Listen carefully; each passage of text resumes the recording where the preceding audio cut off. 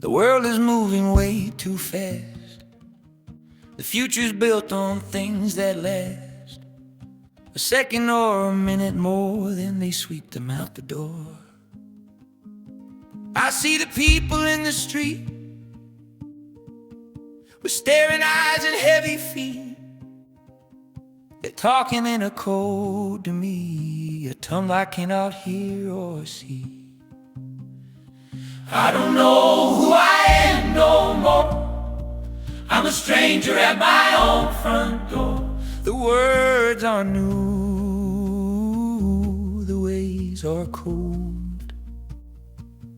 For 25 I'm far too old.